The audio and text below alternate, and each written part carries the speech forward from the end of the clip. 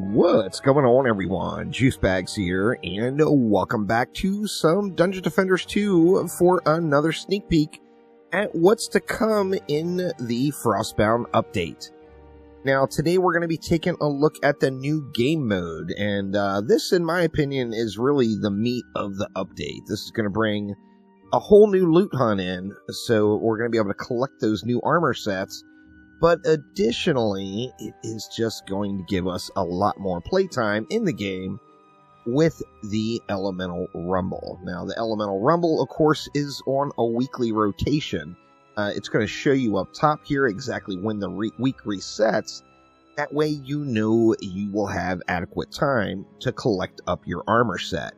As we see here, it is currently Earth Week, which means the armor pieces that we would be getting are part of the Earth set. Additionally, we've got the weekly missions that we can go through and progress to get various rewards. This, of course, will reset at the countdown time, and then it will come into a new element.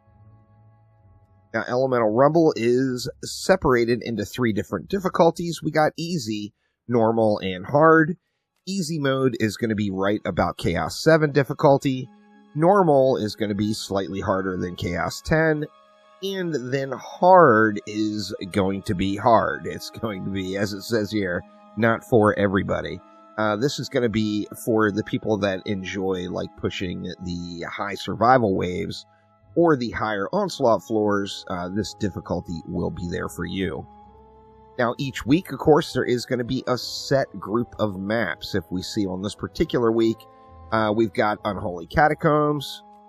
We've got 2 life route maps, Forest Biome and Forest Crossroads. We got Nimbus Reach in the Ancient Ruins. And then we've got Greystone Plaza in the Dragonfall Town area. Now, every week, the selection of maps will change, and this is not an RNG element, similar to like Onslaught mode. Every map will be the same, so everyone is having the exact same experience. It'll be a new challenge when the next week resets. However, for this week, everyone will be playing the same exact maps. So if we take a look at the Lost Dungeon, let's hop into Unholy Catacombs and check out the loadout. And here we go in the Catacombs, and we take a look at our lanes. We got a fire lane, a water lane, and a water air lane. We've got an earth lane, a fire air lane, and another fire ground lane. We've got earth, fire, and earth up top on the air lane on this side. So here we'd have to make some decisions. We've got a 1-core map. Turtle builds are super popular on this map. No doubt, this particular loadout, you could probably use a turtle build as well. But if we take a look at the lanes we have, we've got fire over here. So enemies are immune to ignite. They're going to take 200% damage from water damage, 50% damage from fire, physical, and magic, and then 25% from earth. Over here, we've got a water lane, so enemies are immune to freeze. They're going to take 200% storm damage, 50% from water, physical, and magic damage, and 25% fire damage. Now, when we look at this, we would definitely want to stay away from fire damage, and we'd want to stay away from earth damage.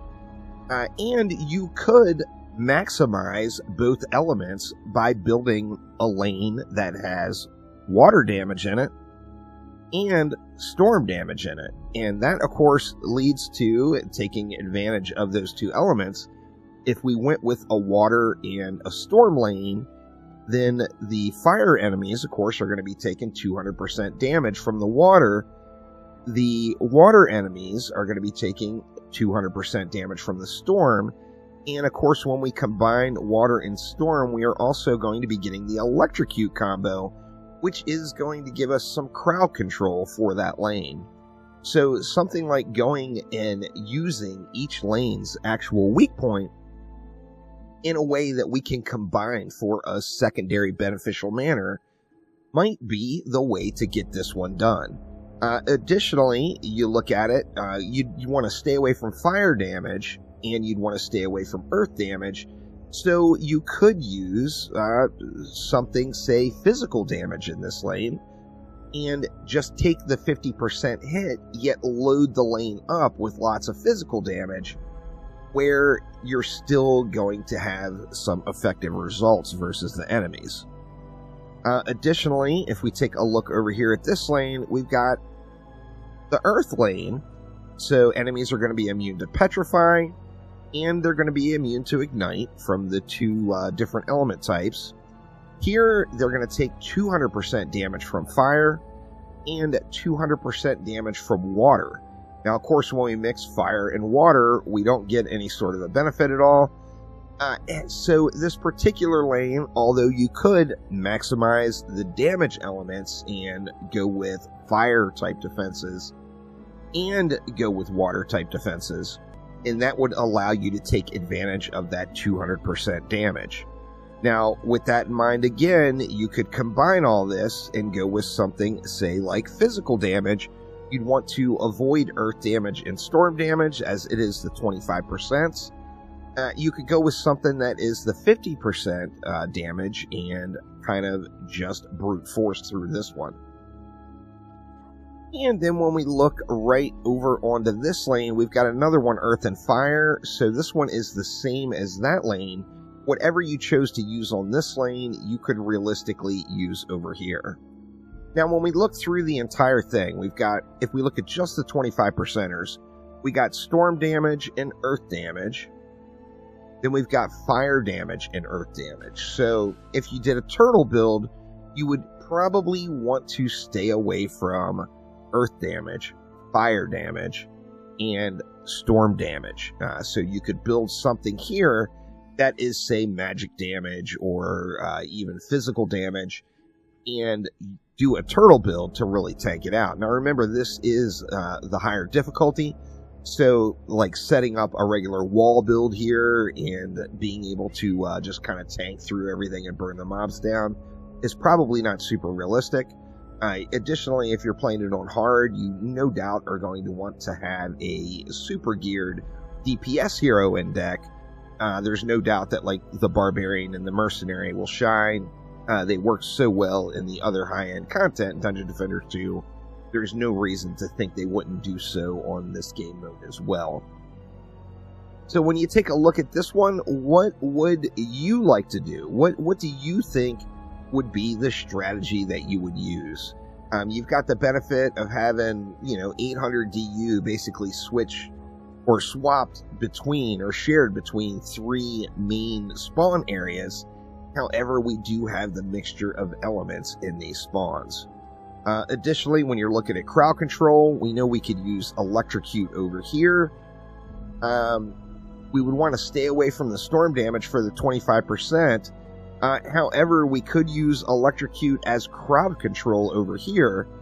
They will take the 25% damage from the storm damage, so you would want something else in the mix to give you that damage to get through the enemies.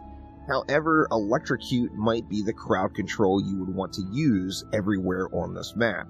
And then also remember, you've got things like Stunning Revelations on Weapon Manufacturer that could potentially be quite beneficial on a map like this as well, particularly if you're going with like a turtle build. You could set up one Weapon Manufacturer kind of as last resort crowd control in every lane.